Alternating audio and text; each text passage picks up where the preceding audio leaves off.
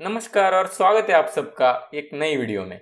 तो इस वीडियो में हम लोग ओपेक के बारे में जानकारी देखेंगे। कौन सी कंट्रीज उसमें शामिल है, ओपेक प्लस क्या है, ओपेक कंट्री किस तरह से ऑयल के प्राइजेस को कंट्रोल करती है या फिर उसके प्रोडक्शन को कंट्रोल करती है, क्या ओपेक की हिस्ट्री है, ये सारी चीजें हम लोग डिटेल में देखेंगे इस वीडियो में। और मैं बहुत ही आसान भाषा में आपको ये टॉपिक एक्सप्लेन करने की कोशिश करूंगा, तो इसे एंड तक जरूर देखिएगा। तो ओपेक यानी organisation of petroleum exporting countries, मतलब जो कंट्रीज पेट्रोलियम एक्सपोर्ट करती है उस कंट्रीज का एक ऑर्गेनाइजेशन है, एक ग्रुप है, जिसे हम ओपेक कहेंगे। तो ओपेक में करंटली 13 कंट्रीज है, करंटली कह रहा हूं मैं, एज ऑफ 2022।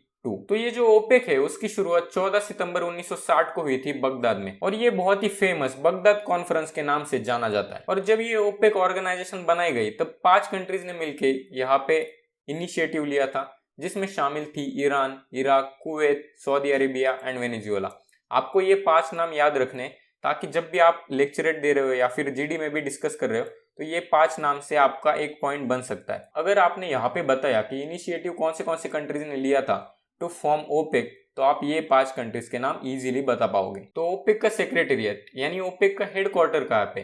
तो ओपेक का हेडक्वार्टर है यूरोपियन कंट्री ऑस्ट्रिया में, जिसकी राजधानी है वियना। तो वियना में है ओपेक का हेडक्वार्टर। और वो बनाया कब गया था? वो बनाया गया था 1965 में। तो जैसे हमें पता है ओपेक की जो फाउंडेशन है वो हुई थी 1960 में, और जो यहाँ पे जो हेडक्वार्टर बनाया गया वो 1965 में। तो ये 5 साल तक कौन सी हेडक्वार्टर थी? तो 1960 से लेके 1965 तक जिनीवा स्विट्जरलैंड में ओपेक का हेडक्वार्टर था। तो यहाँ पे आप इस इमेजेस में देख सकते हो, कुछ इस तरह से ऑयल प्रोड्यूस किया जाता है या फिर ऑयल की माइनिंग की जाती है। और जो लेफ्ट साइड की इमेज है वो उसका हेडक्वार्टर है, जो एक कांच की बिल्डिंग है। तो ओपेक का 2018 तक का जो डेटा था, जिसमें 13 मेंबर कंट्रीज थी, वो लगभग 44% ऑफ ग्लोबल ऑयल प्रोडक्शन करती है। मतलब ये जो 13 कंट्रीज है वो लगभग पूरे दुनिया का 44% ऑयल प्रोडक्शन करती है। और जिन कंट्रीज में ये जो 13 मेंबर कंट्रीज है उनमें से 81.5% पूरे वर्ल्ड के रिजर्व है। मतलब दुनिया में जितना सारा ऑयल है उसमें से 81%, 81.5% इन कंट्रीज के पास है, और पूरी दुनिया का 100% में से 44% ये लोग प्रोड्यूस करते हैं। और जिसकी वजह से ओपेक को एक इन्फ्लुएंस करने की पावर मिलती है ग्लोबल ऑयल प्राइजेस को। कोई भी कंट्री एक पर्टिकुलर प्रोडक्ट की प्राइस इन्फ्लुएंस तभी कर सकती है जब वो उसका प्रोडक्शन ऊपर नीचे करे। अगर प्रोडक्शन ज्यादा है तो प्राइजेस ऑटोमेटिकली कम होगी, अगर प्रोडक्शन कम किया तो प्राइजेस बढ़ेगी, क्योंकि मार्केट में उसकी कमी दिखाई पड़ेगी, इसलिए उसके प्राइजेस बढ़ सकती है। और ये जो ओपेक है उसके पहले ये जो ऑयल की प्राइजेस है वो डिटरमाइन करता था 7 सिस्टर्स। तो अब आप कहोगे कि ये 7 सिस्टर्स क्या है, मतलब 7 बहनें कौन है ये? तो ये 7 सिस्टर्स 60 मल्टीनेशनल ऑयल कंपनीज है जो ओपेक के पहले दुनिया का ऑयल का प्रोडक्शन और उसके प्राइजेस को कंट्रोल करती थी। तो यहाँ पे आप देख सकते हो जो 7 सिस्टर्स है उनके नाम यहाँ पे दिए गए, जो 7 मल्टीनेशनल कंपनीज थी, ऑयल प्रोडक्शन कंपनीज, तो यहाँ पे उनके नाम है, आप रेफर कर सकते हो यहाँ से। तो ओपेक के जो करंट मेंबर्स है वो यहाँ पे लिस्ट दी गई है। करंट मेंबर्स इसलिए बोल रहा हूँ क्योंकि जो कुछ मेंबर्स है उन्होंने बाद में ज्वाइन किया, कुछ मेंबर्स लीव कर गए, इसलिए हर बार ये मेंबर्स की लिस्ट बदलती जाती है। कभी ओपेक में 14 मेंबर्स थे, कभी 12 मेंबर्स थे, रिसेंटली 13 मेंबर्स है। तो उन मेंबर्स के नाम क्या क्या है? Algeria, Angola, Equatorial Guinea, Gabon, Iran, Iraq, Kuwait, Libya, Nigeria, the Republic of Congo, Saudi Arabia, the United Arab Emirates जिसको हम यूएई भी बोलते हैं, वेनेजुएला। तो ये 13 कंट्रीज करंट मेंबर्स है ओपेक के। और इसमें से 5 कंट्रीज ऐसी है जो फाउंडिंग मेंबर्स थे ओपेक के 1960s में। तो ये मैप है ओपेक कंट्रीज का। तो जो ब्लू शेडेड एरिया है वो डिनोट करता है ओपेक कंट्रीज को। तो अभी एक ऑर्गेनाइजेशन है, मतलब उसका एक मिशन स्टेटमेंट भी होगा। तो ओपेक का मिशन स्टेटमेंट क्या है वो पढ़ते हैं। Mission statement of organisation is to coordinate and unify the petroleum policies of its member countries. मतलब जो पेट्रोलियम पॉलिसीज है, पेट्रोल को किस तरह से प्रोड्यूस करना है, उसको किस तरह से एक्सपोर्ट करना है, उसमें कोऑर्डिनेशन और यूनिफिकेशन होना चाहिए जो मेंबर कंट्रीज है उनके भीतर। And ensure the stabilisation of oil markets, जो ऑयल का मार्केट है उसमें स्टेबिलाईज होना चाहिए, कभी ऐसा बार बार फ्लक्चुएशन नहीं होना चाहिए, उसको इंश्योर करना। In order to secure an efficient economic and regular supply of petroleum to consumers. जो कंज्यूमर्स है मतलब जो इंपोर्टिंग कंट्रीज है, मतलब जैसे कि इंडिया, चाइना, यूएस, मतलब जो कंट्रीज इंपोर्ट करती है ऑयल को इनकी तरफ से, उनको एक इफिशिएंट इकोनॉमिक और रेगुलर सप्लाई हो पेट्रोलियम का। A steady income to producers, यहाँ पे स्टेडी वर्ड को हम लोग हाई भी बोल सकते हैं क्योंकि बहुत ज्यादा इनकम होता है इनके प्रोड्यूसर्स का। And a fair return of capital for those investing in the petroleum industry. और जो ये कंट्रीज है जो हमने 13 मेंबर कंट्रीज बोली, तो उनमें जो कुछ भी कंट्रीज, जो बाहर की जो कंट्रीज है या फिर कंपनीज है जो इन्वेस्ट करेंगी, उनको जो रिटर्न होना चाहिए ना, मतलब इन्वेस्ट तभी करता है आदमी जबकि हमें कुछ फायदा हो। तो ये जो पूरा मिशन स्टेटमेंट है उससे तो हमें ऐसा दिखाई पड़ता है कि ये लोग बोल रहे हैं कि सबका फायदा हो, जैसे मोदी जी कहते हैं सबका साथ सबका विकास, उस तरह से ये लोग बोल रहे हैं कि सबका फायदा होना चाहिए, ऐसा उनका मिशन स्टेटमेंट है ओपेक कंट्रीज का। अब यहाँ पे दिया गया है कि फॉर्मर ओपेक मेंबर्स है इक्वाडोर, इंडोनेशिया, कतर।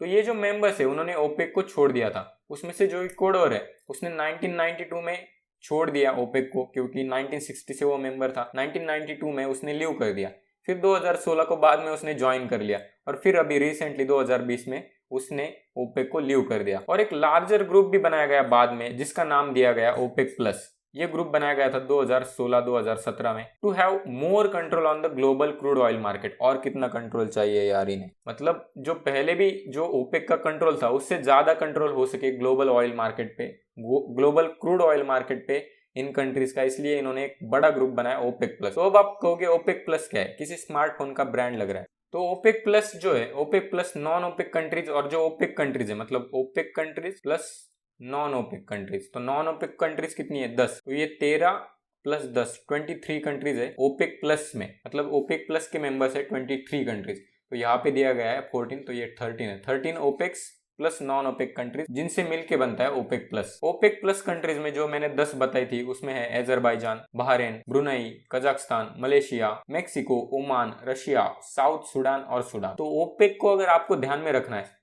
तो ओपेक के लिए एक स्टेटमेंट है, कीमत तेरा भाई डिसाइड करेगा। मतलब ओपेक क्या काम करता है, तो ओपेक जो ऑयल की प्राइसेस है उसको कंट्रोल करता है, उसको डिसाइड करता है, ऐसा हम कह सकते हैं। और ओपेक प्लस भी वही काम करेगा, उल्टा ये थोड़ा ज्यादा कंट्रोल करेगा। तो अगर हम लोग इसकी हिस्ट्री की बात करें तो सबसे पहले जो 7 सिस्टर मैंने आपको बताई, 7 बड़ी कंपनियां थी, उनका रूल था। तो वो लोग कंट्रोल करती थी पूरे मार्केट के प्राइजेस को, पूरे दुनिया के ऑयल प्राइजेस को वो लोग कंट्रोल करते थे।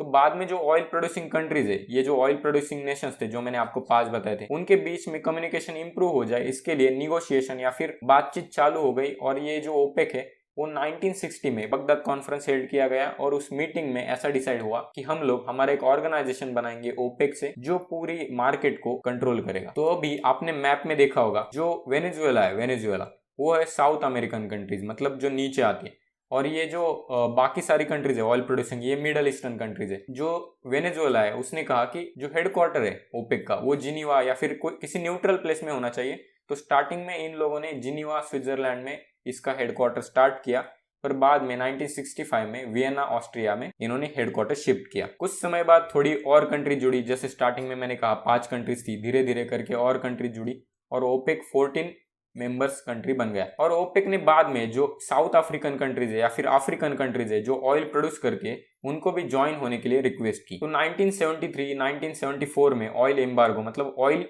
कम प्रोड्यूस किया गया ताकि जो यूएस है, यूनाइटेड स्टेट्स, उनको पनिश किया जाए क्योंकि उन्होंने इजराइल का सपोर्ट किया था अरब इजराइल वॉर में। तो जैसे आपको पता होगा अरब नेशंस और इजराइल का वॉर हुआ था, तो उसमें यूएस ने इजराइल को सपोर्ट किया था। इसलिए जो ये ऑयल प्रोड्यूसिंग कंट्रीज है इन्होंने सोचा कि हम लोग ऑयल का प्रोडक्शन कम करेंगे और यूएस को ऑयल ज्यादा देंगे नहीं। यहाँ पे आप इमेजेस में देख सकते हो, ये यूएस की इमेज है, पंप्स क्लोज्ड, मतलब उस वक्त वहां पे पेट्रोलियम गया नहीं था, ऑयल वहां पे इंपोर्ट ज्यादा नहीं था। फिर बाद में 79-80 में इराक वॉर के वजह से ऑयल क्राइसिस हुई थी, मतलब ऑयल कम पड़ गया था। फिर 80s का दशक था, वहां पे फिर से ऑयल प्राइसेस डाउन हो गई, ऑयल का प्रोडक्शन इंक्रीज हो गया। तो उसके बाद 2008 में आपको पता होगा जो स्टॉक मार्केट क्रैश हुआ था 2008 का, पूरी वर्ल्ड इकोनॉमी उस वक्त डाउन जा रही थी, नीचे जा रही थी। तब उस वक्त इन कंट्रीज ने अगर ऑयल प्रोडक्शन कम किया होता तो पूरे दुनिया के मतलब लेने के देने पड़ जाते, पर इन कंट्रीज ने, जो सऊदी अरेबिया, उन्होंने थोड़ा सा प्रोडक्शन बढ़ा दिया, इस वजह से जो ऑयल की प्राइस है वो थोड़ी सी डाउन हो गई, तो दुनिया को थोड़ी राहत मिल गई उससे। फिर आपने रिसेंटली न्यूज में पढ़ा होगा 2020 में सऊदी और रशियन प्राइस वॉर चल रहा था ऑयल प्राइसेस में। तो उस वक्त आपने सुना होगा कि निगेटिव में चले गए थे ऑयल के प्राइसेस बैरल के, और इंडिया, हम कह रहे थे कि इंडिया ने स्टोर करके रखना चाहिए ऑयल को। तो अब आप पूछोगे कि ये जो ओपेक कंट्रीज है वो सच में इतना इम्पैक्ट करती है? तो जी हाँ, जरूर, ये बहुत इम्पैक्ट करती है पूरे दुनिया के ऊपर। तो जैसे यहाँ पे न्यूज आर्टिकल है, oil crashes by most since 1991 से सबसे ज्यादा ऑयल प्राइस क्रैश हुए क्योंकि सऊदी अरेबिया ने प्राइस वॉर लॉन्च किया। तो यहाँ पे क्या हुआ था, जो सऊदी अरेबिया है उन्होंने रशिया से कहा कि कुछ 1.5 समथिंग मिलियन बैरल्स और समथिंग, उन्होंने रशिया से कहा कि आप उतना कट करो प्रोडक्शन में। पर रशिया ने नहीं माना क्योंकि उस टाइम कोरोना भी स्टार्ट हुआ था रिसेंटली, ये मार्च का आर्टिकल है, तो उस वक्त कोरोना का जो डर था इसकी वजह से रशिया ने वैसा नहीं माना। तो सऊदी अरेबिया ने भी प्रोडक्शन बढ़ा दिया और रशिया ने भी अपना प्रोडक्शन बढ़ा दिया। और इसके रिजल्ट में क्या हुआ, क्योंकि मैंने पहले भी कहा था अगर प्रोडक्शन बढ़ेगा तो जो प्राइसेस है वो ऑब्वियसली डाउन होगी। तो सबसे ज्यादा डाउन प्राइसेस गई थी इस वक्त पिछले साल 2020 में। और जैसे मैंने कहा इम्पैक्ट बहुत ज्यादा करता है, तो यहाँ पे आप देख सकते हो ये जो ऑयल की जो प्राइसेस है वो ऐसी फ्लक्चुएट कर रही थी। और जब यहाँ पे रिसेंटली वो प्राइस वॉर स्टार्ट हुआ, मतलब मार्च और अप्रैल का महीने के बीच में, तब यहाँ पे पूरी तरह से नीचे हो गया, -40 के आसपास ये प्राइसेस चली गई थी। उसके बाद फिर से निगोशिएशंस हुई, दोनों कंट्रीज ने एग्री किया और फिर से प्राइसेस सेटल होनी स्टार्ट हो गई। तो ये जो मैप है ये पूरी दुनिया का ऑयल प्रोडक्शन का मैप है, मतलब पूरी दुनिया कितने billion barrels per day produce करती है ये इस मैप में दिया गया है। तो यहाँ पे आप देख सकते हो ये पर्पल कलर का इंडिया, मतलब greater than 150,000 billion barrels per day India में प्रोड्यूस होते हैं।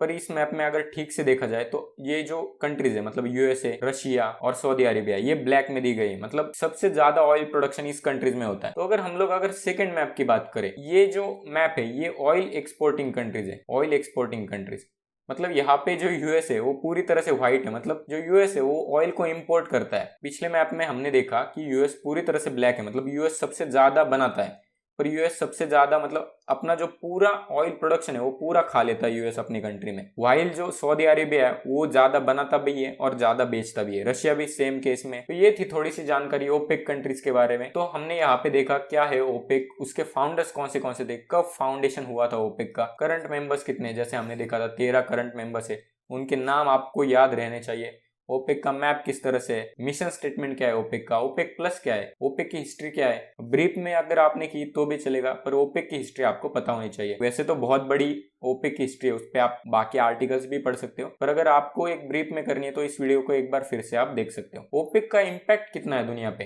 तो ये चीज आप डिस्कशंस या फिर लेक्चरेट के वक्त ये पॉइंट आप यूज कर सकते हो कि अगर उन्होंने प्रोडक्शन नीचे ले लिया तो प्राइजेस ऑब्वियसली ऊपर जाएंगी, या फिर उन्होंने प्रोडक्शन बढ़ा दिया तो प्राइजेस नीचे जाएगी।